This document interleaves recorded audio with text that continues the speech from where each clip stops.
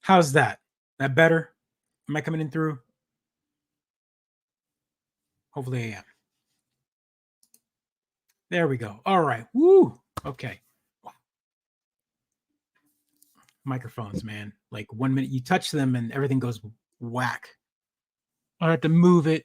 I felt like last episode I had it way out here to the right, and I was like way over here talking, but this is where it should be. It should be right in front of me. Hopefully the audio is coming in nice and clear. Camera is right here. Right. Boom. All right. Here we go. How you doing, Rolls? How's your week been?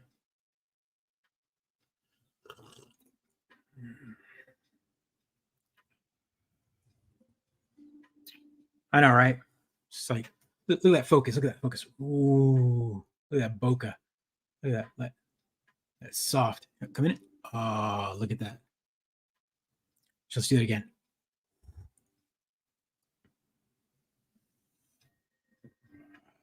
There we go.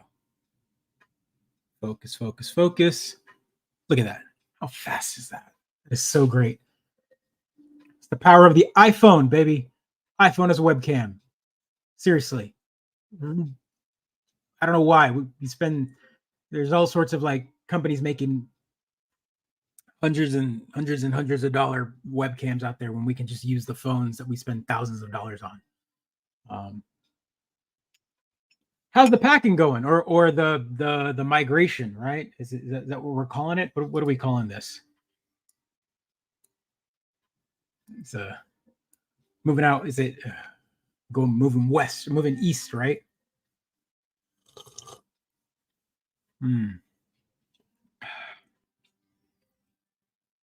How's it been for me? For me, it has been lots of unpacking, a little under the weather, a little bit of here and there.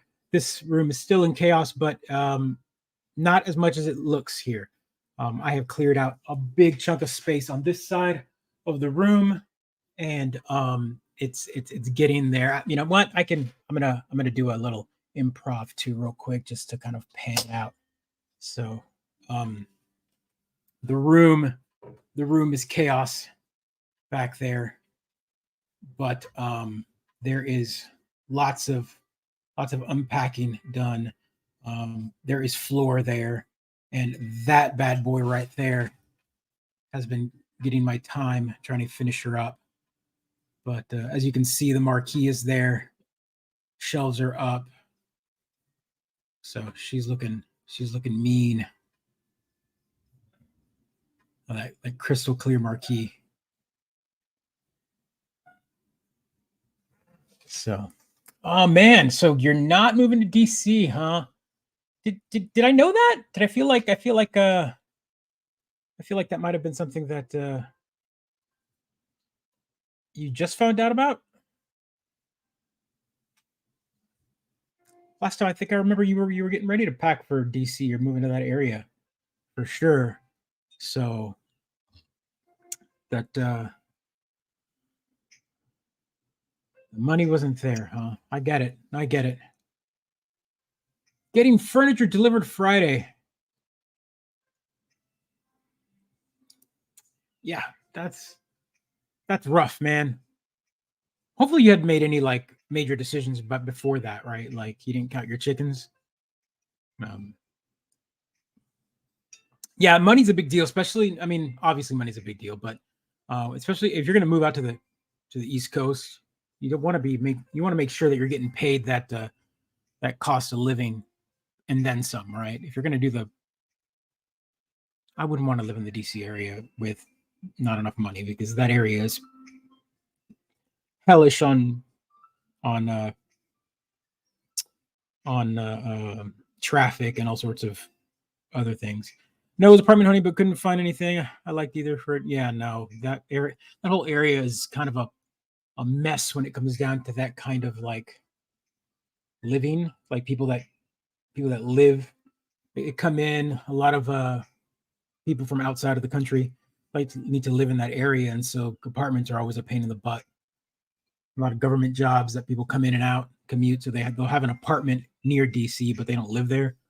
Their house is somewhere else, and they fly in and live in their apartment for a week at a time or whatever.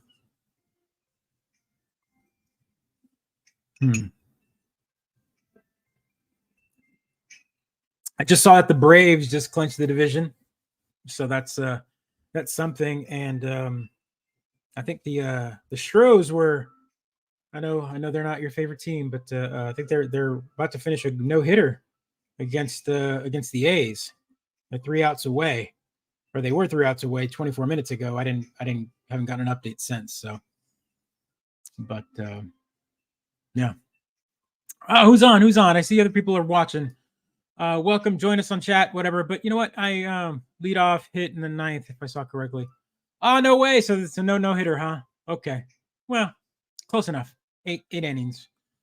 Let's run these credits and go. We got some stuffs to talk about.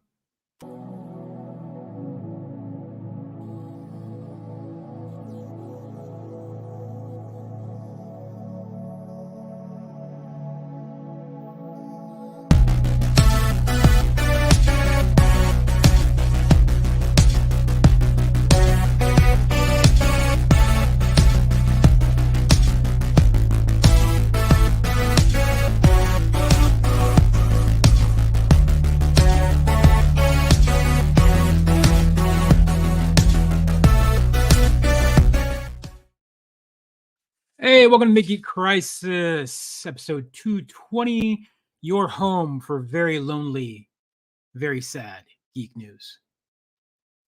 Welcome. Stay a while and listen. Oh, man.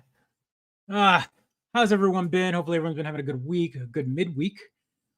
We are now in Wednesday, going on Thursday. Thursday, my favorite day.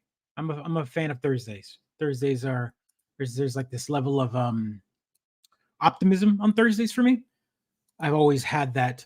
It's Friday Eve. It's the day before the day going into the weekend. So that's good for me. Lead off hit in the 9th, if I saw correctly. 1 out single, actually. Oh man, so a single. Okay. Well, all right. No hitter. Not a no hitter, but close enough. We held him for eight innings. So that's good. Hopefully everyone is having a good beginning of the fall. It's not really fall for anyone yet.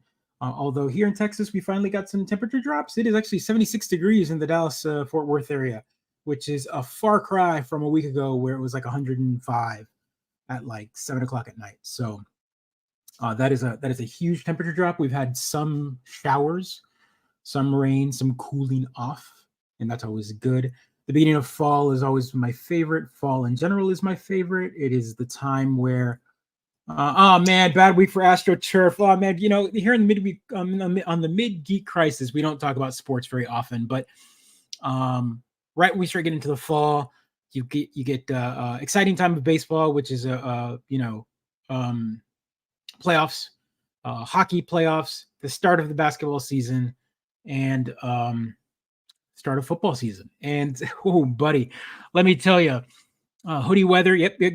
Getting closer and closer to my favorite time of the year. Hoodie weather, absolutely. Jackets, hoodie weather, cuffing season, as they call it. Like the all of the fall drinks, the warm coffee. I am actually drinking my coffee at the moment, and we're gonna do that again. We're gonna do that because I'm looking at that focus, that fast precision focus, baby. Wow, look at that. Yeah.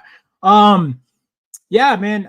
It's nice. I've been working in the backyard a little bit, not killing myself in this heat, and watching some sports, listening to sports, getting updates on sports, that sort of thing. And like I said, I didn't get an update on that hit, so I'm surprised MLB didn't send an update saying that no hitter didn't happen. Either way, yeah, man, AstroTurf. So let's talk about our short little segment of sports in this in my show, because hey, I'm a fan of sports. I don't hate on anything, and well, no, I do hate on lots of things, but sports is something that bring me a little joy. I'm not the biggest fanatic, but there are some things. And man, let me tell you a little story. I lived in Syracuse, New York. I lived in upstate New York, upstate. Central New York. It's Central New York. It's Central New York. Everyone calls it upstate. It's not. It's upstate is Albany area, I guess, and Central New York. Anyway, the point is Syracuse is kind of a very weird location in the state of New York. It's you can't, to get to New York City from Syracuse, there is no direct route. You have to, you can shoot eastbound towards Albany and then shoot down into New York City, or you can shoot south into Pennsylvania, come over, come in through New Jersey, and then come up. But there is no highway from Syracuse to New York City direct. It is kind of a weird situation. So Syracuse, New York, a very popular city in New York. I say that because it is the home of the state fair. People come into Syracuse, New York, but people that live in Syracuse or that go to Syracuse University or anything like that don't go to New York City very often. They'll take a train there, but you can't drive there very often. You can, but it's just a roundabout way. Anyway, the point is New York has got 3 football teams, right? So we've got the Buffalo Bills, the New York Giants, and the New York Jets. Buffalo is very popular in our area because Buffalo is only an hour and change, maybe 2 hours westbound from Syracuse, and so a lot of Buffalo fans in Syracuse. That's normal. But also, the New York Jets practice facility is near Syracuse, so they practice in, I think, Cortland, if I'm not mistaken, or Ithaca, Cortland area. And there are Jets fans in the area, but being a Jets fan is like the equivalent of being a Mets fan, if you're familiar with the baseball terminology there. And as you drive through Syracuse from Niagara, right? So from Buffalo, you go Niagara, Buffalo, then shoot straight down the highway to Syracuse, and then from Syracuse eastbound towards Boston, you will drive through Cooperstown for sure. So it is in that route. I have driven through it. Also, the boxing Hall of Fame, I think, is in that direction as well. Either way, the point is the New York Jets are one of those teams where if you're a fan, you're just like, I'm a New York Jets fan. Like, you kind of take it with you're in for misery. You're in for misery. You're like, you're never going to win. You're always getting beat down. You're the butt of many jokes, aka butt fumble, if you're familiar with that terminology. The New York Jets have just always had it rough.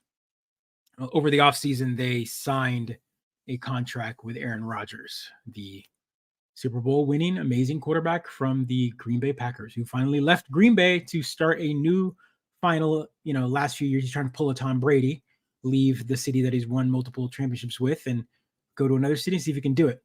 And here we go. What is it? First 3 plays of the game, the third or fourth play of the game. I know it's like the first few snaps. He gets tackled, his foot gets caught up in AstroTurf, and he's out with an ankle injury. And everyone's crossing their fingers, hoping it's just a sprain or something, and not a broken ankle or anything like that. No, it's worse. It is a blown Achilles tendon, out for the season. I mean, there is nothing more New York Jets than that. That is the equivalent of New York Jets. That encompasses the New York Jets in its entire. Not only that, the entire season of Hard Knocks was based around the New York Jets. This offseason, preseason, and leading into the season. So I can't even comprehend the idea of how, as a fan, you just were deflated, or did they just expect it? Did they know the karma had just happened? New York Jet fans just are in for a beatdown constantly. So the fact that you finally got here, you have this Hall of Fame going, Super Bowl winning, like a good neighbor, State Farm is there, quarterback, finally as your captain of your team, and 3 plays into the first quarter, first game of the season, blows his Achilles tendon. I can't. There's this weird level of irony and sadness that just goes with that entire like chain of events. I couldn't believe it. And at the same time, I was like, oh yeah, well that's very New York Jets. That they hopefully no one bought an Aaron Rodgers jersey, or if they did, it's going to be rare because he only played one one set of downs, and then that was it. That's his career. Because will he be back next season? I mean, is he gonna really gonna recover with the Achilles tendon and try to come back next season and really like pull off a go with the New York Jets? I don't know what's gonna happen with Aaron Rodgers. Anyway, that's so silly. Yeah, taking a buy that new game, taking it home, putting it in your system, and getting the red ring. Yeah, it's totally that. It is exactly that. Just remember, 99, Trent Green was the Rams star quarterback, went down in the preseason. Some no-name guy by the name of Kurt Warner became their star. Yeah, I know. I mean, dude, there is miracles on the field in football all the time. You get these random players, these people off the bench. But again, real talk. We don't talk sports on this show very often, but I got caught into it. I don't see that happening anymore. There's very rare occasion that someone comes out of the blue and surprises you as a player like that, because we overanalyze everybody. Like all players nowadays are overanalyzed. Everyone knows everybody. Like you won't be mildly good if you didn't have like a sizzle reel already made in high school.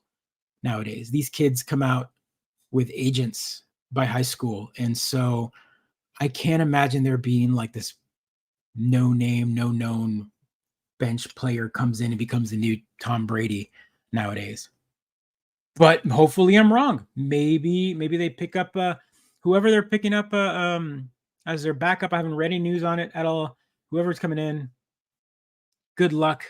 You've got a heck of a freaking team to throw on your back and try to salvage a season, because the season's over 3 plays in for the New York Jets. I can't comprehend. Although they did win, right? They beat the Bills, which was interesting. Like they came back and won that game. So a divisional win? That's a bonus, I guess, for the Jets. I don't know. Either way, okay, enough sports talk. Let's talk video games. Them video games. Oh man, what do we got going on here? There's a few things. We've got I've been playing Starfield. So I can't even, like, maybe I'll have a stream night. I keep forgetting to just turn on the stream. But yeah, Starfield, it's a thing. I like it. I haven't put as many hours as I probably wanted to because I was really busy this past weekend and then work and everything else. But that, with all that said and done, Starfield is it's the truth. There's a let me slow the brain down a little bit. Social media is a infinitely horrible place nowadays. Being a fan of anything, I'm going to pontificate and rant because that's what I do on my show. It's my show, mine. And video game media in general is just a hard place. Social media is a hard place. Fandoms is a horrible place. And I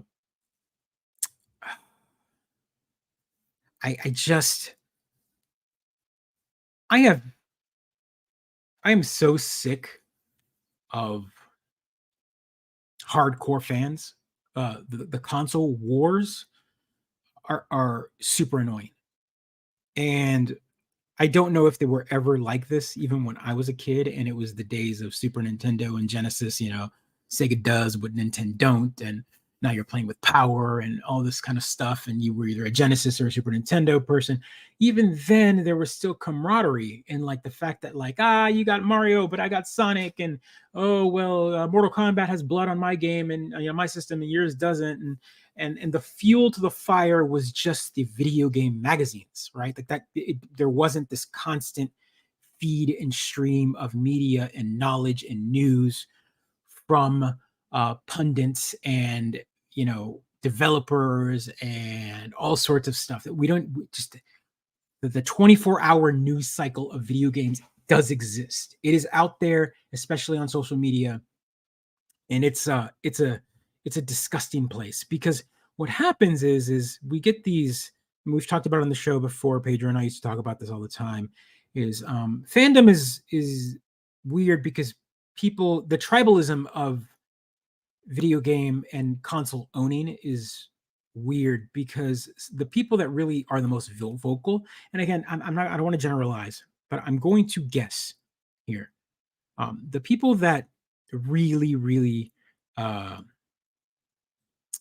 tribalize their console choice are the people that either A, can't afford a second console, so they have to really justify their purchase, or B, they only know one thing and one thing only, and that's the company that they've been with since the very beginning, because that's the one that they want to be with.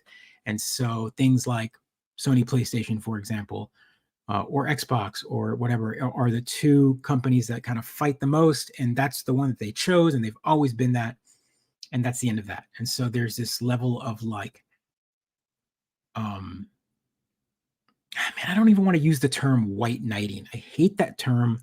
It's used in a very like yucky way online for people, but there is definitely this like defense squad for Sony and Microsoft. Again, I want to try to be a little on the fence here about the the the the state of who's winning. And again, winning is just a matter of who's selling more, what's the bigger install base. And Sony, the PlayStation 5 is technically the winning console right now. With that all in mind, I have, again, as per usual, Sony has been the biggest, most anti-consumer company I have seen this entire generation. They are really holding things back.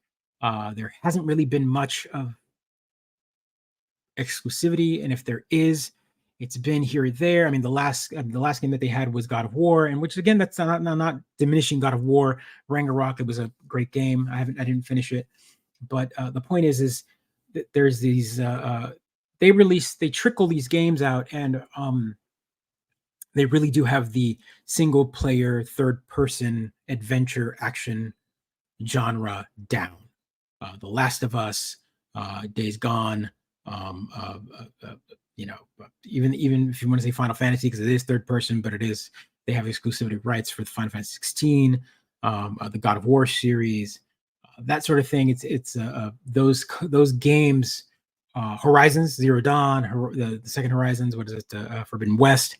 All those wonderful games are fantastic games. I played. I have the console. I have money invested in a Sony PlayStation 5.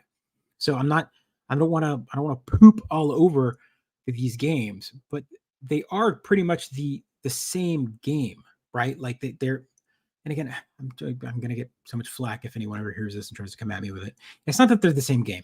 They're just that same mechanic of like long story driven single player action adventure game with plot, and that's great. And great cutscenes, great graphics, great engines, and mechanics. Horizon Zero Dawn's got a little more stealth. God of War is a little more action based, but all in all, it is point A to point B, get to story, do quests, and fight a big boss, and it's a narrative story. That's a great game. There's nothing wrong with that. But yeah, there is a level of the same on Sony, and everything else is the games that a lot of these people play, right? So the Call of Duties and the the sports games, the Maddens and all that, and they both play pretty much exactly the same on Xbox and Sony. So there's no reason to pick one or the other on those, but yet there is this vocal majority that likes to really yell from the top of the lungs from the Sony side, and those are the type of games they play anyway. So it makes no sense to me, but I digress. For example, Baldur's Gate 3 just came out on Sony, and there is like no talk right now in the media outlets about that game, on how it's running, how it's playing, reviews, that sort of thing. It's there, but it is exclusive right now, and it's not out on Xbox because their version hasn't come out yet. They waited. They're doing. I don't know. The point is Sony is winning, but I don't know what they're winning with. Also, they raised the price recently of their PlayStation Plus Premium or whatever. And a funny story is I have it, and it renewed this week, and I didn't realize it was going to renew. And sure enough, boom, this big old like charge on the card got hit, and I was like, "What happened?" I was like, "Oh no!" And sure enough, it is the new price. Let's pull that up. Oh man, yeah, it's just this weird thing of like raising prices and not really giving everybody exactly what they want. The backwards compatibility isn't there. This like premium, like their Game Pass kind of like thing isn't really there. Like they haven't really given you any. There's just no bonus. There's no GUI center with a play. It's very very very exact, very surgical, and it's like in their like execution this generation. And I feel like Xbox is technically doing something fun and different and better, but yet they aren't giving you the exclusives like PlayStation is. And so because of that, that seems to be like the big fodder, the big like, aha, you don't have these games, you have no game. Like, but on Game Pass, there's more games that come out at day one. I don't know. It's just my point of the whole rant and rave about this is like the media is really, really liking it, is really nitpicking here and there about what they see and not see in Starfield. And which is interesting because some of those same reviewers gave some pretty high marks to games that are definitely not as good on Sony. And so there's really this weird bias in the media right now that I have never seen before, where they really just they're really kicking the company that's down harder than I've seen them do. Starfield really is running uphill with people just kind of hitting them constantly. And it's these little things, right? Like it's a great game. People that have played it and have played multiple hours are loving the game. But like everyone wants to put out the next big tweet, the next big story about how this is broken, this game, or how this and that. And it's just a mess. And so all that said and done, yes, it's not a perfect launch, but it is probably one of the best Bethesda launches in recent history. If you played any Bethesda games day one, they are always buggy as all hell. Fallout 3 was buggy. Fallout 4 wasn't as buggy, but it definitely had some bugs and some issues on launch day. But I mean, Fallout 76, oh my God, that thing was broken. It was just a mess of a game. And it took time and they made it better. Starfield is this super ambitious game. And every reviewer that has actually played and run through the game and done the quest team has said that there are no game-breaking bugs. And there are some individuals that have played the game 4 or 5 times already. I think I talked about it last time that there are people that were already on their 4th run through.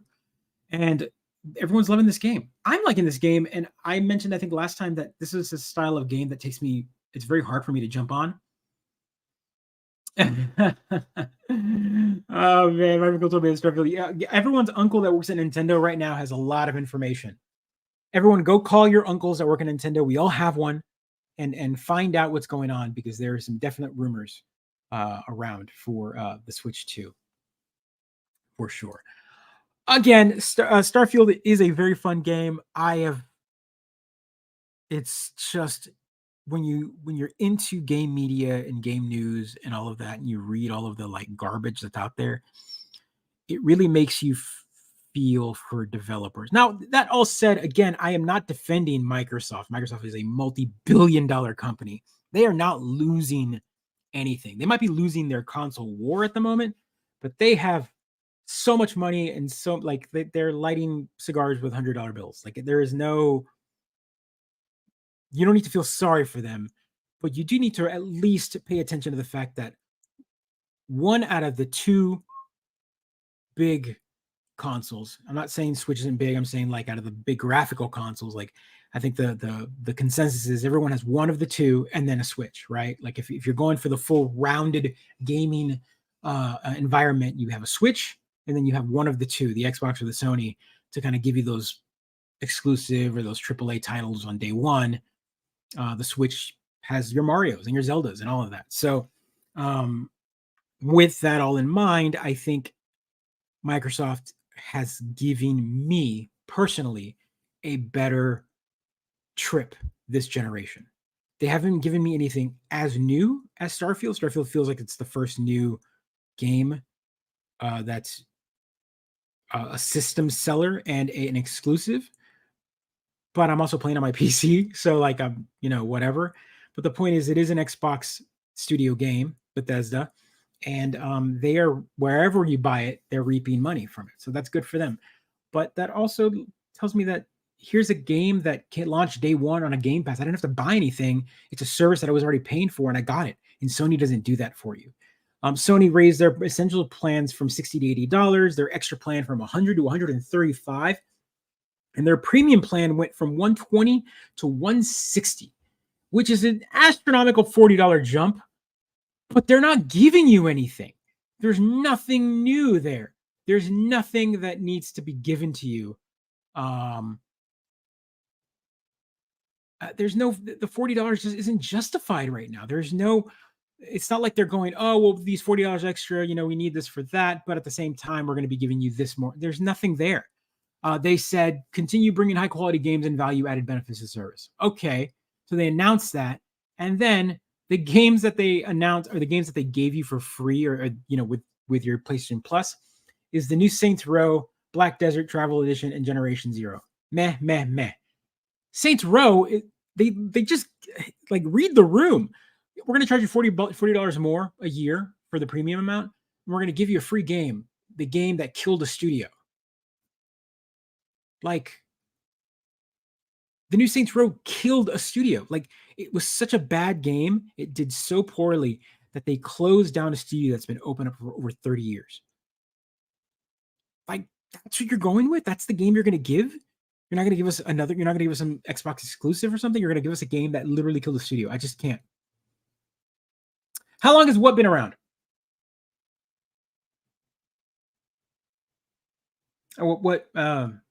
Just let me know what's been around specifically. And let me go back. The PlayStation Plus has been out for a while, since the PlayStation 3 days. So PlayStation 3 had PlayStation Plus, but their new premium service is recent, and it's recent because this was their answer to Game Pass. Like, this was their, hey, we're going to give you a big old library of games that you can play from, like Game Pass. The problem is a lot of the games they gave you, for example, like this was their answer also to backwards compatibility. So, for example, they gave you PlayStation 2 games, and some of them work like a very limited run of PlayStation 2 games. A lot of the PlayStation 2 games are PlayStation 4 remasters playing on PS5. PlayStation 1 titles they gave you, but not a lot. And it sounds like, yeah. So it sounds an awful like a promo loss leader price. Now it's going to, so that's exactly it. But also it feels like Sony is king of shit mountain, right? And while they're up, like it all rolls down. Like there's no, who are you competing against? Like, they already know they won this generation. So like, why are they don't need to give anybody anything. They don't need to, I mean, this is the company that released a $560 VR headset with no major games, and it cost more than the console you need to play it on. Like, I just, Facebook user, I don't know what you missed, but make sure to click on that thing. It tells you to like accept it and allow the whole thing. That's why I don't usually stream on Facebook, but feel free to watch it there. I just don't know who you are. So, but that all said, go hop on Twitch or YouTube. That's long gone too. They've been raising that slowly, for sure. Correct, and I am talking about that right now. So there is a state of play tomorrow, September 14th. There is a state of play and a direct happening tomorrow for Nintendo. So it looks like everyone waited, and sure enough, they got at the last minute, like 24 hours before. Although the rumor for the Nintendo one had been around since last week, and everyone was like, "Oh, it's coming next week," and then it didn't happen, and then sure enough, today they were like, "Direct tomorrow," and it's like, well, okay, wow, that's short notice. Okay. There are some rumors. I don't want to spoil or anything if you don't care, but fair. Welcome. There is a direct happening tomorrow. The Nintendo Direct is rumored to have the two big announcements, the rumor mill. This is the big leak rumor, whatever. The person that gave this information has not been wrong. They were correct about the last direct, and they were correct about it over direct before. So this person has already kind of like hinted at what it is. The hints lead to some sort of new F-Zero game. Looks like we're going to get F-Zero either coming back, either we're getting a remaster of GX or some sort of like remake, or maybe a whole new game. And we are also getting some sort of Donkey Kong announcement. So whether it be a new game, it's been a while since a new Donkey Kong game. Tropical Freeze has been, I think it's 10 years now, 9 years, 9 years old now. So yeah, those are the two. We're getting F-Zero and Donkey Kong, and then probably some stuff in between. I don't think we'll get any announcement or mention of the new Switch. I don't think they're going to do that before the holiday season. They've already got a holiday bundle out again. They've got the Switch with Mario Kart again. Also, they've announced, now Nintendo has announced that this is their last wave of DLC for Mario Kart. And at the end of that, they're also ending Mario Kart World Tour on mobile, which has actually been a really fun and interesting game on mobile. So, but yeah, you dodged a bullet on the Switch. No, you didn't, man. If you don't have a Switch right now, you should get one, because there's just, out of all of the consoles, the Switch has got the thickest library. I mean, you were talking about a console that has so much, and maybe you do. I'm just stating it for anyone else, but if the Switch is probably the best console this generation, I would call it the winner out of all of them, because it gave you new titles. We got Metroid back, we got some good Mario, we got Mario Odyssey, we got a Zelda, we got 2 Zelda titles on it. We didn't get, of course, like the Earthbounds and new Earthbound or anything like that, or F-Zero yet. Maybe we'll get an F-Zero maybe tomorrow. We're getting another Mario game, Mario Wonderful, launching soon with a whole new voice and whole new graphic style, which is again a really cool thing for the Switch. And then at the same time, this is a console that's got backwards compatibility with NES games, Super Nintendo, Game Boy, Genesis, N64. And we're looking maybe that there might be some DS stuff announced and Wii stuff announced tomorrow. I don't know. That's a impressive device. I mean, like, the Switch, if you were to only have one Nintendo product out of all of their products ever, right? NES, Super Nintendo, etc. The one I would say that you should have is a Switch, because that device will allow you to play a giant library of Super Nintendo games. I mean, we're getting a Super Mario RPG remaster of that. That's amazing. Like, it's got all your Super Nintendos and your Genesis and your Game Boys and N64, and you've got you've got GoldenEye remastered on it. You've got Mario Karts galore. I think the Switch, there you go, Daniel, with the numbers. They have 4,500 games. And I'm going to count a game as anything that is a game, including a download, including Mario 1. That is a game. We're not going to diminish the length of the game or if it's a retro game or not. 4,500 games is a ton of games. And I don't know if anyone out there has every game. If they do, they are a badass, including all the digitals. The Switch is the way to go. And I'm excited for the Switch 2. Whatever they're going to call it, the Switch, the next Switch, new Switch, not a Switch, the lever, whatever they're going to call it. Yeah, man, thank you. That's a Brandon right there. It's the only person I know that does EverQuest. But yeah, sure. Well, thanks for popping on anyway. Yeah, man, the jump rope game. I think that was a launch. It came out and then they pulled it. And did it come back or not? I think you have to have bought it and then they delisted it.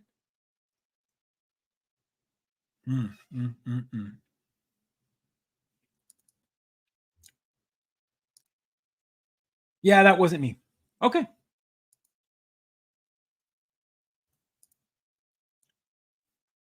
All right. Well then, there are more people play EverQuest. That's amazing. There's dozens of us. Dozens. Oh man, I'm gonna truly. I didn't know Justin. I didn't know you played EverQuest. I didn't know other people still played. That's amazing. Kudos. Enjoy the raid, man. For you EverQuest players that still play that game, has anything mechanically changed when it comes down to like raids? It's not like are there any new patches, new changes? Are there any quality of life updates for that game that still happen? Is there still a team of developers making content for this game, or is it just kind of like alive and working? Like what is that? What's the is it Eve Online? What's the space one? That's another one that's kind of that wasn't me. I suck. Have we talked about, man? Look, I want to talk about it. But I haven't watched it. And the only reason I haven't is because my wife wants to sit down and watch it, and we haven't had time. And then I want to binge it. And I'm seeing all the stuff, and I've avoided everything. I'm dodging spoilers like a ninja with Ahsoka. So I have no clue what's going on. I know this last episode was kind of a big deal, and they made a big thing, and it was like they did something that was amazing. The point is I want to talk about it, but I can't. So give me till next week, and I will have a whole Ahsoka talk point on it, because I want to talk about it. I want to love it. I want to love everything about that show, but I haven't watched it yet. I haven't sat down and watched it. I know, so it's like 4 episodes now, 4 or 5 episodes. Either way, it's been a while, and I haven't watched it. There are 45 people on this raid in Discord, and we're the 4th place guild on. According to the current parent company, there are 80,000 or so unique accounts. That's amazing.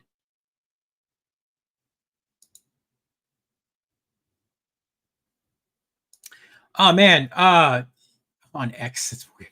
On what? On X? Did you blur that out? No, 5 was last night. Okay, cool. Yeah, so there were 5 episodes. So yeah, I want to sit down and watch it, and that's great. I think, how many episodes is this going to be? 8 episodes, the usual 8. So I guess I'll watch it now, and that way I won't be so behind. I've been catching up on What We Do in the Shadows.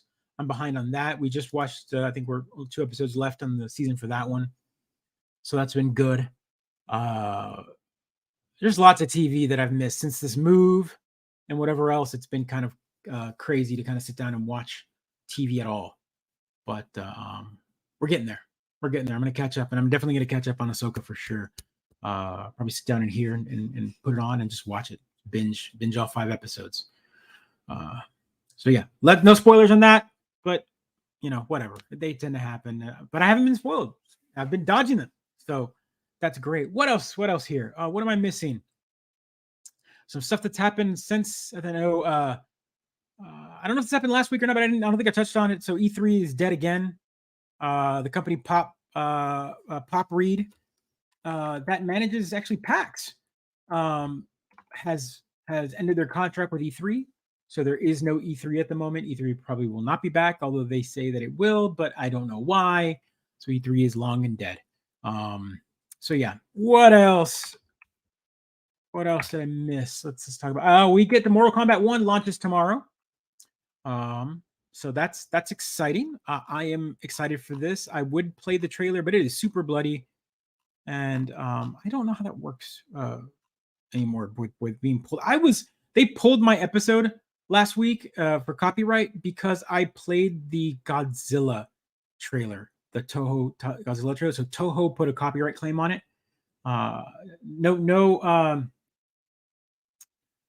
Yes, they took over as the managing company right as COVID happened, and then they canceled it. They tried to come back 2021, canceled it, and now here we are 2022 and canceled. So yep, they never even got to even do one, which they would have done an amazing job, because I know a lot of the individuals that do ReadPop, that work at ReadPop, and they would have done a great job. And sadly, they never got a chance to. E3 is just kind of a wash at this point.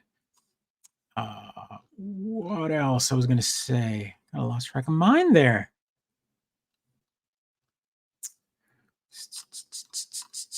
I'm looking through my news feed real quick to remember what I was going to talk about outside of the events that are happening tomorrow. So we're getting the direct for the State of Play and Nintendo Direct tomorrow. So the direct is happening at, and I'll give you guys the time for that. So we're getting a 7 a.m. Pacific, so that's 9 a.m. Central. So 9 a.m. Central, we'll get a direct. So that's happening. And then the State of Play is usually in the afternoon. Yep. So 5 p.m. Eastern, 4 p.m. So that'll be 4 p.m. Central. So yeah. And I'm gonna definitely talk about the iPhone event in a second. Oh man, Gangs of London. I heard good things about that. So that's another show that I've heard good things on. So that's definitely one for sure. The wife just told me to log back into Max. I got logged out recently, and she's like, "I'm gonna go see what's on." And I logged in, and I saw that Max put up HBO Max. I'm gonna call it HBO because it's HBO. Dang it. There's a lot of spookier stuff on right now on Max. So they're starting to add all the spooky and the horror and the whatnot, or at least it's being pushed up on the front, right? So vampire stuff and whatever else. I think they just added. I think Hulu just got the streaming rights for the whole Interview with a Vampire series as well. So that's a good one. Oh, I watched the newest season with the wife. I watched half of the second half of the second half of the season. I'm one of those. I walk in and watch an episode with her, and then walk out, and I'm like, "What happened?" And she kind of catches me up. It's been great. My wife is a religious scholar. She's got her PhD in religion and whatnot. So the Gemstones it's good. It's good watches for her. Definitely good watches. I like that Max comes with my age. I have AT&T Qubit, but I think I've got Max, so I've got to offset that. I'm still paying for it. I just signed up since we moved here. I've got the 5 gig, the 5 gig fiber here at AT&T, and I think I've got Max as well, but I'm not sure. So I gotta make sure I've got that and then turn stuff off, offset some prices. Of all the series of HBO Max, that's funny you mentioned that, because if we had made that claim a little over a year ago, we would have been called crazy. They really didn't have much a year ago. They were kind of the Game of Thrones station, but with the purchase of Discovery, what's going on, Tim?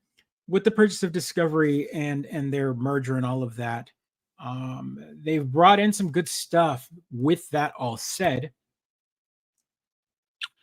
they also caused a lot of havoc with a lot of shows. They pulled a lot of shows.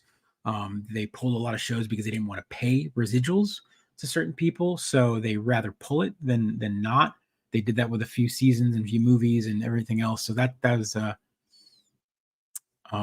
yeah.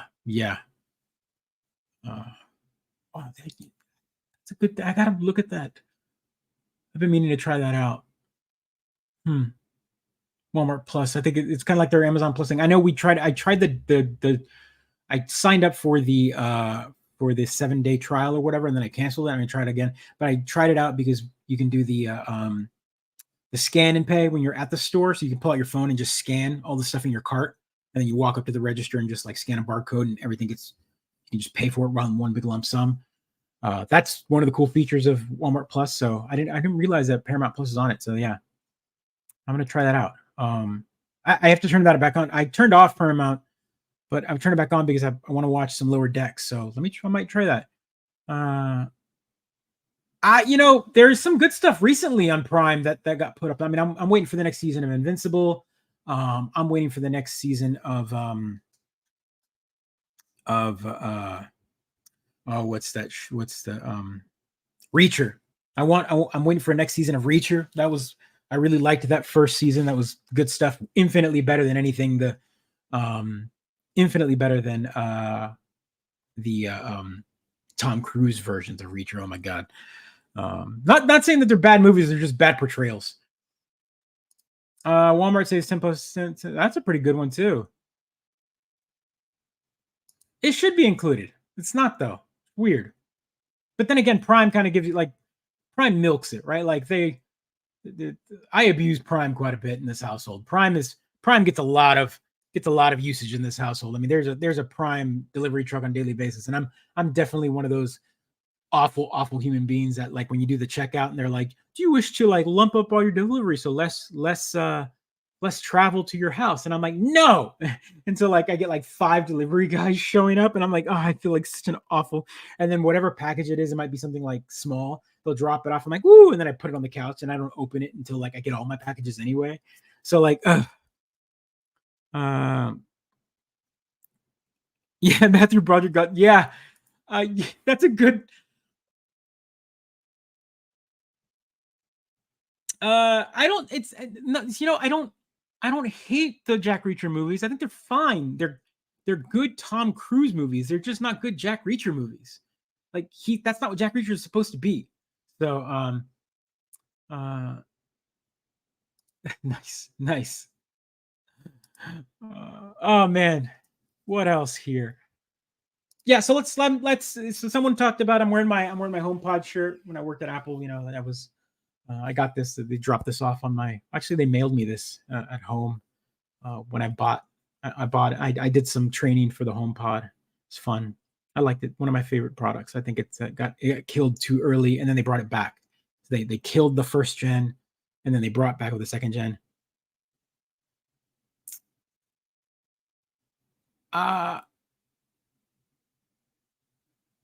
Rolls likes the 90, what is it, 90, 98, 99 Godzilla. Yeah, exactly. It's right. So Jack Reacher's supposed to be this like ginormous like marine dude, and like he's just like tiny Tom Cruise who of course like has to sit on a box in front of everybody because no one needs to know that he's that short. But yeah, again, it's I don't I Tim's going to my defense. I never hate movies. Like there's I can have strong opinions about movies, but I love some of the worst movies. I'm one of the individuals that will defend the Michael Bay Transformers, the original one, not like the 5th one or whatever. That I can't defend, but I think the original Michael Bay Transformers movie is a pretty good movie. I think the second one's a pretty good movie. Third one, everything after that, we can talk about that in another. Oh, we can agree on Biodome for sure because it's a fantastic movie. It's cinema perfection. So, oh, you're pushing it. Speaking of Superman, real quick, that's that you brought that up because that's a good segue. And we talk about Max. If you get a chance, if anybody's a fan of anime, superheroes, go watch My Adventures of Superman on Max. Holy cow. That is a refreshing and amazing and a very fun take. The great animated version of Superman. I loved every episode of that. If you are not familiar with it, you know what? I'll just play the intro. Like, how about that? Because I haven't played any videos this episode, and I should definitely play this because that is such a good intro, and it is so anime-y. I love it. They oh god, where am I?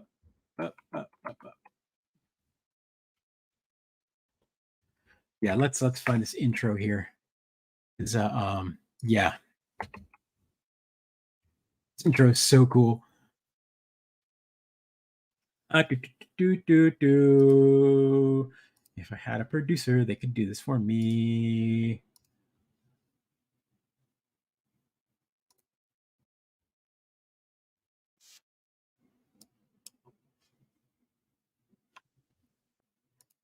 Where's my audio? Is my audio needs to go through here? There we go.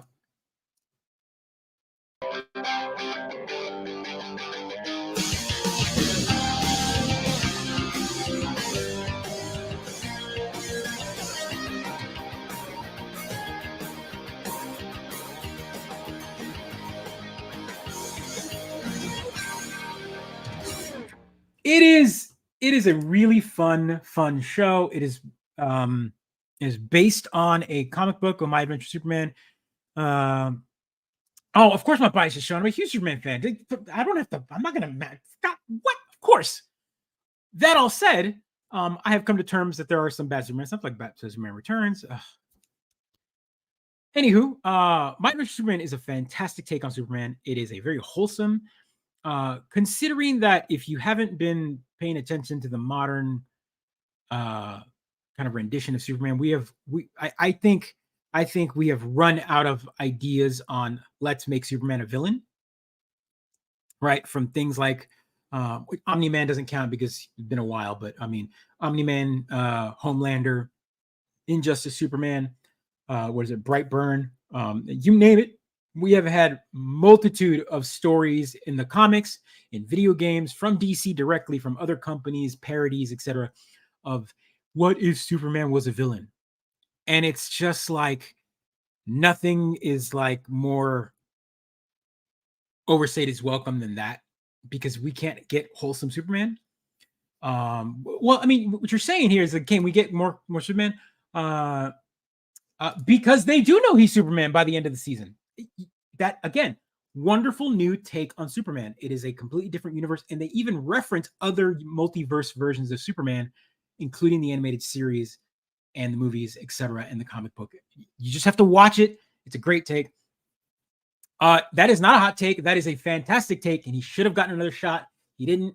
But yes, I will personally put him right up there with Reeve gave you that like wholesome old school Silver Age Superman, and Cavill was really good version of modern post crisis John Byrne Superman. And I don't, yeah.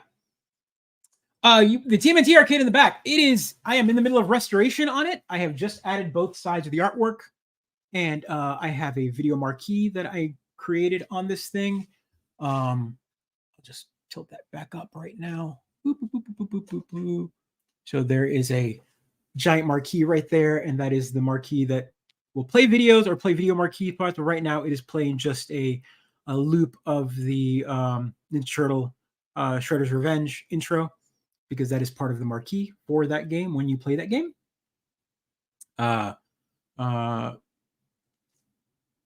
There's lots of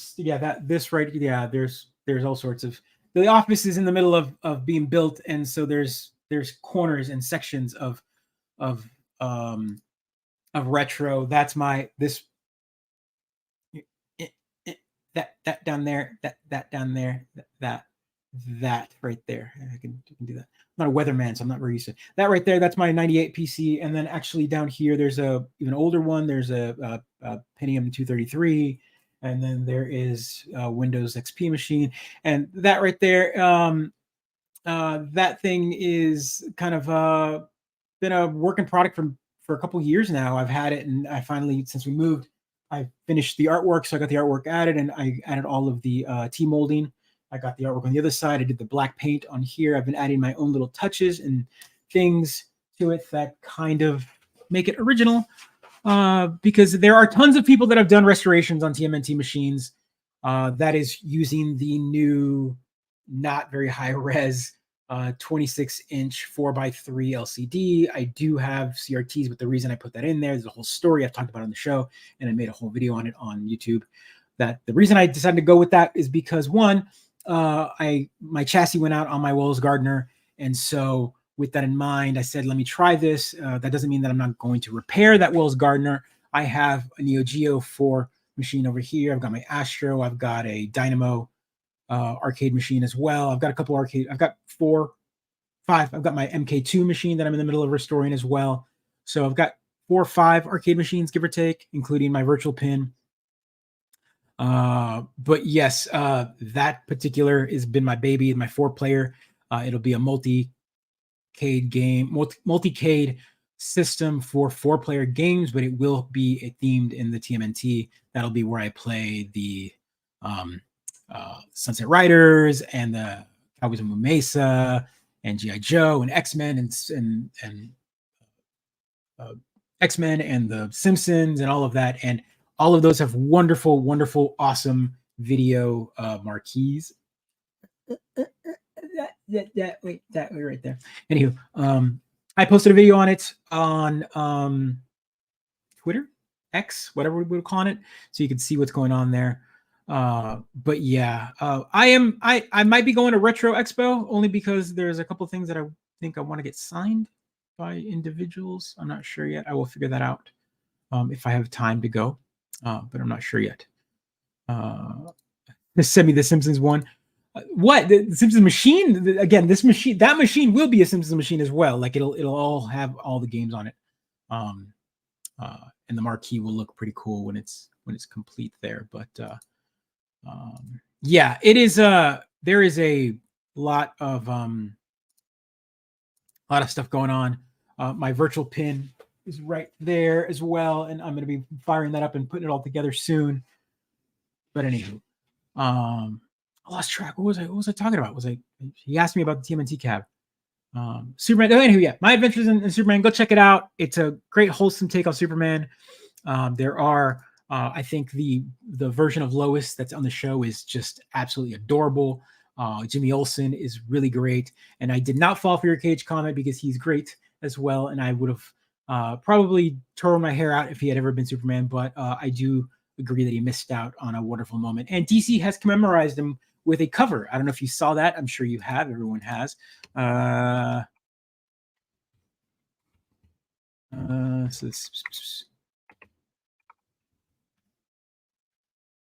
So DC did make a commemorative cover for him on World's Finest 19 just recently, and he got a comic book cover, which is awesome. So let me share that with you real quick. So there we go. Nicolas Cage Superman is on the cover of World's Finest 19, drawn by DC. So it is a legit DC comic with Nicolas Cage.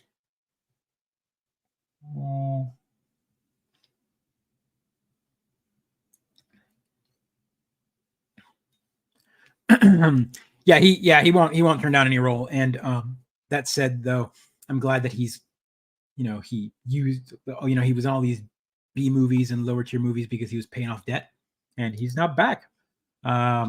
Where's the giant spider?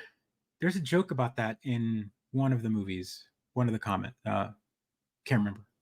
Oh yeah, The Flash. In The Flash, if you watched that movie, I have many feelings about that movie. Such a hodgepodge of a movie, like movie by committee. But in that movie, there is a giant spider in the third act, right? Like they show Nicolas Cage Spider-Man fighting Nicolas Cage Superman fighting a giant spider, a giant ice spider. I thought it was hilarious, and I was the only one laughing in the theater, and no one else got it, and I was just cracking up, going, "He's fighting a spider!" Ah! And everyone was just like, "What's that crazy man doing?" And I was just like, "Yeah." Yeah. I loved that. I love that callback. It was such a callback to that. So yeah. With that in mind, yeah, I would watch a Cage Spider-Man. Spider-Man. He's the every actor, right? He could play any role. It'll be the same role, but it'll be the same. Yeah. Yeah. But yeah, if you know what. Let's find that. Let's find that clip.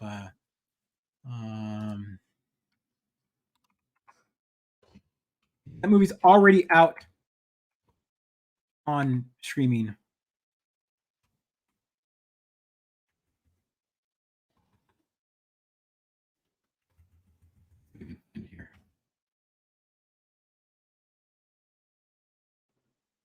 Yeah.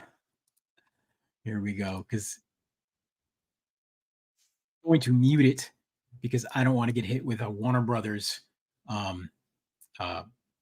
thing, because they definitely would hit it. But you don't need the audio for this particular moment.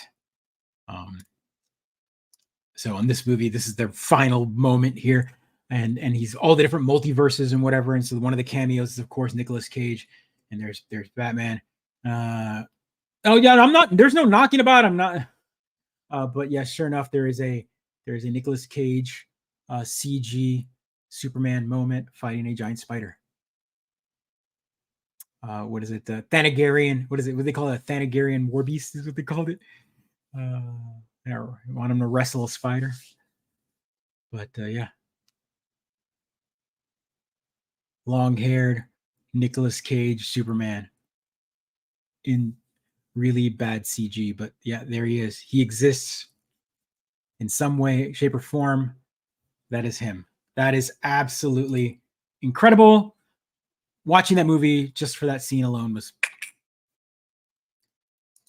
yeah, it's in The Flash. If you haven't watched it, go watch The Flash. The movie is just a mess of a movie, but the whole purpose of the movie is multiverses, right?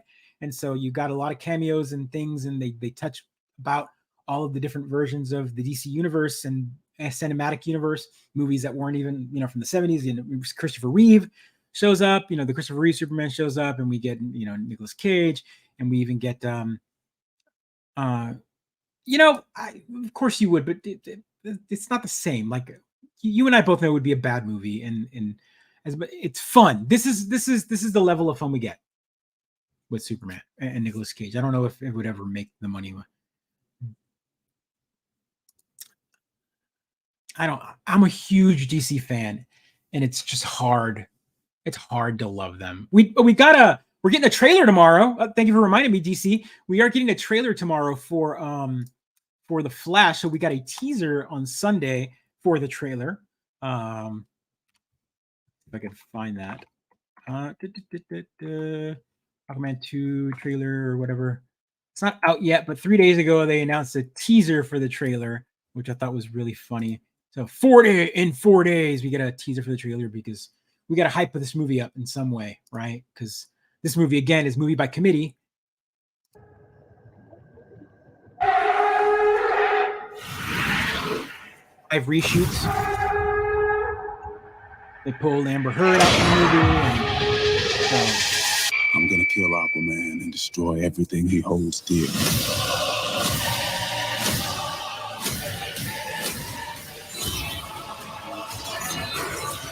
Aquaman and the Lost Kingdom. Yeah, so that's happening tomorrow. So we'll get a full trailer for that tomorrow. Yeah, man, that is an interesting. Yeah, she's still in the movie, but they've diminished her role. It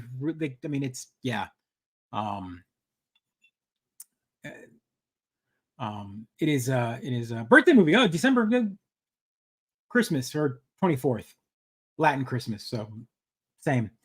Did they pull her? No, they didn't pull her, but they really went back and messed with. They changed the story up a bit, because again, DC was set up for failure, right? We had the whole Johnny Depp Amber Heard situation, and then we had Ezra Miller with Flash, and all of the horrible story coming out from him. So I think there's these 2 giant movies that were ready to come out with 2 actors in them that just had super bad press and super unpopular, especially with social media, just crazy. So DC, these 2 movies are pretty much just they're only coming out because they're done. But Nintendo, I'm talking about the Nintendo Direct for tomorrow. DC has already kind of washed them. Right? These movies are bare minimum marketing. They are putting them out to put them out. I don't know what's going to happen with Momoa as Aquaman, which really sucks, because I think he's great in the role. And the first Aquaman was probably, out of all of the outside, besides Man of Steel, out of that entire universe of movies, we only got a few. I thought Aquaman 1 was great.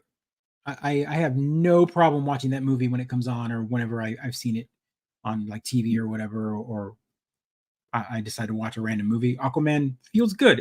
It's not a bad movie at all. So with that in mind, Momoa really, really took the role of Aquaman and made him fun. We got this different version of Aquaman, and yeah, Aquaman surprised this. There we go. It's a good take, and it surprised me too. I mean, first off, I was gonna love it because Momoa is great. He's just a great person. He's a great character, great, just great personality on screen. So he was really making it his own character, and yeah, that's what we got. And sure enough, all of that is coming to an end with DC and the new James Gunn DC universe. So with that in mind, like I said, if you are into DC, the best DC movie I've seen in many years, obviously, was Blue Beetle. I loved Blue Beetle. Loved everything about it. Lots of Latino influence, lots of Latino feels, lots of tears if you grew up in a Latin household. So definitely was the movie for me and my family, and made me think of lots of things about my family. And it was nice to see it with the boys. And my kiddo begged me for the I think AMC had a popcorn bucket / backpack that was the entire Scarab backpack, and I paid $17 for that thing, and he wore it through the entire movie and loved it. And to this, I mean, I think he's asking me for like Blue Beetle like costume, and I might 3D print one. I don't know yet. I haven't decided if there is a Blue Beetle 3D printable mask that I can do for him. So might try that out. I don't know yet. But yeah. Yeah, I Aquaman was great. And if Aquaman, Wonder Woman was great. Blue Beetle. I think those were all good movies. They're not fantastic movies, but I think they were good entries in a DC universe that deserve to be better. And I mean, if we've got stinkers like Ant-Man 2, Ant-Man and Wasp, it's the most forgettable one out of all of them. There's a few Marvel movies that are just completely unforgettable. Again, Warner Brothers is committee. I think they took that movie and took it back to reshoots by committee and really messed with that movie. And that is, I enjoyed lots of parts of that movie, but that movie was not as good as it should have been. The tone was different than the first one. The first one felt a little more serious, with the whole World War I, scenario, and all of that whole scene, one of the best scenes I think ever in a superhero. The whole charge into the village with Wonder Woman was just so good. That 84 was just so, like, I don't know where they went to camp with it. And yeah, so I don't know. I think Gal Gadot is perfect Wonder Woman. I think she did a good job, and I really hope she comes back, but I don't think she will. Well, she also has a cameo in The Flash. So, all right, real quick. It's 1 hour and 14, and let's take 15 minutes real quick to get this to an hour and 30 since I went long last time. Let's talk about the Apple event. The Apple event is interesting. Again, I am going to be a little, I wear Apple on my shoulder. There's multiple reasons for that. I worked for the company for many years. I am an Apple fan. I will call them out on their bull if they ever do anything. But then again, I do still buy their products, right? So like, I got a Mac Mini M2 right here. This camera, this amazing camera with awesome focus, is my iPhone 14 Pro Max. And yeah, it is a well, I mean, despite the price, I mean, like, yeah, I mean, if you want to go for the Max, it is pretty high, but they're giving you 250. So yeah, let's talk about that. So the announcement, if you are familiar with the tech cycle, Apple is pretty they're pretty on the cycle. They're pretty on calendar. When we're getting a new device, that in June we have I like the sustainability skit. I know everyone wants to see everything with cynical eyes, but I thought it was a really fun skit. Like, can we not just enjoy it? Enjoy it for what it was? Anyway, I digress. The event is what it is. June is always WWDC. They announced the new operating system, iOS 17, back in June. Then it's in beta. The operating system will sit in beta till now, so till September. So lots of testing. I have been running the beta since day one. I ran beta 1, and my phone did not light on fire. Never use your actual phone on a beta, but I do because that's how I roll. Anyway, they announced the new watchOS, so watchOS 10, which I'm rocking right now on the Ultra Apple Watch. And they also announced the new version of Mac OS, which is Mac OS Sonoma, which is also running on my M2. Anywho, my point is you know what's coming, and Apple is very by the numbers when it comes down to upgrades nowadays. They are very safe. They don't tend to release a product or add a feature until A, it's been tested, or B, they find it viable enough to keep using. They're never going to be one of the companies that creates a whole new feature and tests it out. That's what Samsung is for, right? Like they do the flips, the foldables, and eventually Apple will have a foldable, and because they have seen what all of the other companies do. And is there a Gen 3 watch SC? They mentioned it. No SC Gen 3, but the SC2 came out last October, so I think they're going to be doing every 2-year cycle on the SE, or maybe they'll wait further down, maybe a year and a half or whatever. Both of my boys have SE2s. But no release on that. I just got my wife an SE2 because her watch, her Series 3, which I hadn't updated in a while, finally decided to give up the ghost. So one of my least favorite calls at work is I need help setting up my country iPhone because 90% of users have no idea how to follow an industrial. Yeah, well, yeah. I could walk anyone through an iPhone, but that's just because I know it very well. But yeah, so a little tongue in cheek here, since I know why they're changing the charger, but it's once a decade money grab. But the joke is funny, but also like, don't we all have USB-C by something? Like USB-C, like the lightning cords were the most annoying part about it, which again, in the rant side of things, I will say that in the defense of Lightning, Lightning came out before USB-C and fixed a problem. And honestly, mechanically, it's still a better plug.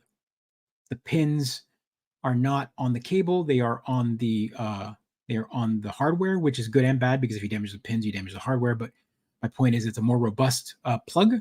It was originally reversible before USB-C. It was a fix to a problem that needed fixing at the time before there was an open standard like USB 3 or USB-C. So that all said, Apple really held on to that connector for a very long time because one, they make lots of money off of the made for iPhone licensing program, which requires you to license the chip that's inside of the plug that's inside of the Lightning. That said, though, that chip was cloned like day one. And Apple fought it for many years, but it didn't matter. They got a perfect clone out. So now there's no way around it. And you can find Lightning on everything and it works just as good as OEM. Take care, man. Thanks for joining us. So Apple, of course, today or yesterday announced a new phone, iPhone 15, iPhone 15 Pro. And both of those devices are fantastic. I'll talk to them about in a second. They announced a new watch. So the Series 9, it is the 10th anniversary of the watch. So, which is, again, it's one of my near and dear products to my heart. I love the watch. I think it's my favorite product Apple has released for personal reasons. Lots of health benefits. I helped launch that product. I helped deploy training for that product. There's just a personal reason I like the watch. Why don't they have MagSafe for everything? Well, we'll get there. So the watch is getting a new version of the 9. I was really expecting the Series 9 to look more like the Ultra, like the square body, but they didn't go that route. They kept it very similar to the Series 8. A little bigger. It's a little bigger on the screen, so it's like 45. I can't remember what size they went to. Anyway, the point is it's new SIP chip. So a smaller nanometer, which is going to push performance. It's going to be a bigger leap than at least for the past 3 years, since it's the biggest jump in performance. Which is going to help with things like memory and Siri, because Siri right now is probably the slowest on the watch, but with Siri and deploying, like calling her out and whatever else, is going to be faster. So that is cool. They added a few other new features, but outside of that, it's kind of the, same old.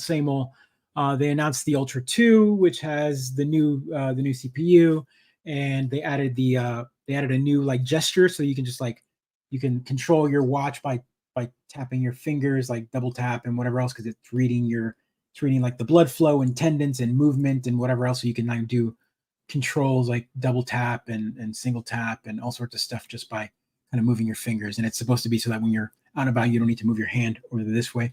Anyway, that was another thing that they announced. Was pretty cool. They announced a new watch face, which was which is the Ultra face, is what they call it. So that I've already got it running on iOS on Watch OS 10. So there you go, right there. Whoop. That's the new watch face. I've got it customized for me, but that said, what else? And the new phones, right? So they talked about sustainability. They had a whole skit on it. That was funny. Whether you're there, outside of all of that, whether we can, corporations in general are always offsetting stuff. But what was interesting is they did something that most companies don't do, is that they are literally running a lot of their big offices off of 100% sustainable from their own farms, not just paying carbon offsets, which I thought was pretty cool. So I was reading a whole article on that earlier today, and I thought that was interesting. What else? So let's talk about phones, and phones are always interesting. The base iPhone 15 got the Pro chip from last year. So the A16 Bionic is now in the iPhone 15. There's a 15 and a 15 Plus, so a smaller size and a bigger size. USB-C is the thing, and then they got the camera array from the Pro into the regular, from last year's Pro, from the 14 Pro into the 15. So you now have 48 megapixel sensor from last year, and some basic new stuff and new features, but not much. They've got a new ultra band on it, so now you can find your phone with your watch directionally, kind of like you can with an AirTag. So that's now built into the phones as well. It's a run of the numbers. If you're got a 14 and you don't need to update to a 15. Now the Pros are a little different. They got a couple of new features. One, they also went USB-C, but they went to USB-C with 3.0 speeds. And I've been hearing all sorts of like, oh, well, why didn't the regular one run? I think that has a lot to do with the fact that Apple didn't want to re-engineer something by adding an external controller for USB on the old phone. The new A17 Pro, they're no longer Bionic. The A17 has a USB 3.0 controller built into the chip. If you have an 11, definitely a big jump to a 15. Huge jump from an 11. I don't know if you have an 11 or 11 Pro. I'm a Pro user, so I use the Pro Max. That's what I'm filming with right now. How you doing? But my cycle is my wife takes my 14, which has Apple Care still, so she's covered, and then I get the 15, and we just kind of go, because she doesn't need the newest thing, she doesn't care about having the newest thing, but she always has a new phone. So, but the iPhone 15 went from stainless. 15 Pro is no longer stainless steel. It went to titanium, so titanium band, so it's lighter. More rigid, right? But it is also softer than stainless, so it will scratch. It will have a protection on it. 4 colors. The colors are very, black. What is it? Black, blue, natural, and silver, I think is what they call it. The point is I'm going with natural. I like the natural titanium. It'll match the titanium band and the titanium on the Ultra. So I'm excited for that. New camera array. That's a hard one to kind of explain. They added a bunch of new camera stuff when it comes down to like lenses. It now has like 120 millimeter focal zoom lens on it, using like prisms and all sorts of wacky stuff that no other phone has had. So that also right, like that's also a fun thing, right? Like if you're a case user, colors don't mean anything, you just put a case on it. I always get transparent cases, so I've got the purple here, so I'm rocking the purple from the 14, and I like the purple. But I wish the colors on the Pros were a little more outrageous, a little more vibrant, a little more in your face. We don't get that very often. We get them in the normal ones, and this year even the normal 15s are more pastel. I would kill for a Pro red edition day one, and they always add the red color like later into the cycle. Sometimes, March or something like that, they released a new color to kind of refresh the line to make it get those mid-cycle sales up. But they always do it for the regular phone, not for the Pro. So they never really add a Pro color. But yeah, that's pretty much it. Like it's a very low, just like everyone expects these big revolutionary phones every year from Apple, but that's not how Apple works. They haven't done that for many years.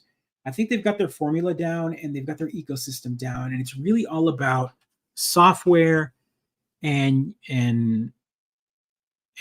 seamless hardware use. They did a lot of upgrades to iCloud. You now have the option for 6 and 12 terabyte service. There's all sorts of features for iPhone users between iPhone and iPhone, the sharing, the speed. One of the big ones that I did see out of, all of the things that they've announced is with the USB 3.0 speed, from my understanding, you can now use a external storage for camera usage. So that's going to be big for pro users that use the lenses, because again, like I said, the lens on this thing is fantastic. When you're filming, if you want to use it for any type of filming, from my understanding is certain camera apps, you can plug in an NVMe USB 3.0 drive and record directly to it, since it does 10 gigabit a second transfer rate. So that's going to be a pretty cool thing, knowing that you can record right to like a 1 terabyte NVMe drive. So the storage on your phone won't matter for that kind of like content. So that's really cool for pro users. So I'm excited to see what the reviews are. Again, pre-orders go live Friday, and the base model for the Pro Max, or the Pro and the Pro Max, are now 256 gigabyte with $100 upgrade, with $100 price point. So it's like $1,199. That's pretty common for phones nowadays. Samsungs and Folds and all that are all in the $1,000 range because that's their flagship big bad boy. So yeah, again, it's hard to kind of talk about Apple stuff because Apple stuff is not as exciting as some of the Android stuff. Android stuff is really cutting edge. But if you're an Apple user, right? Like if you're an Apple user, you are following along the cycle and kind of know what's coming, know what's being developed and what's coming in the next phone, or what new feature, or what feature you're getting that Android has had for a while that is now coming for iPhone. And when it does come to iPhone, what are those features like, and how did they make it their own? And it is what it is. So there's all sorts of little minutia features and fixes. They add no more mute switch. It's now an action button. So you can now assign that action button for anything. It's kind of the same thing that they did with the Ultra. There's an action button right there. So that is now set for me. I have that set to a shortcut to launch an app. So if I hit that, it launches a program called Clockology for me, which gives me different faces. So for example, I think for me, I've got it set to some fun watch faces. So yeah, so that's what I got it for. Gives me a pretty fun way to customize my watch. But I digress. That's it. Apple news is always kind of like, if you're a fan, you're excited. If you're not a fan, it's really easy to kind of like make fun of Apple and whatever else and price points and what. But as an Apple user, an Apple ecosystem, it's hard for me to leave the ecosystem. I've mentioned this before. I talked about it last episode. It is too hard to leave the ecosystem nowadays. I'm too old, too deep, too many people in my family are into the ecosystem. I'm not going to switch to Android, folks. It's never going to happen for me. Google will never sell me on a phone. Man, we lost. I know. Yes, I'm a Steelers fan. But yeah, we lost. It's just been a season. I had a whole football talk at the beginning of the episode. We talked about Aaron Rodgers and the Jets and being a Jets fan. Poor guys. Anywho, folks, that's it. Thank you so much for joining me this week. If I missed anything, let me know. I'll be back next week. I'll be doing some more live streams, be doing some more Starfield playthroughs. I'm really enjoying the game. Go play it if you haven't.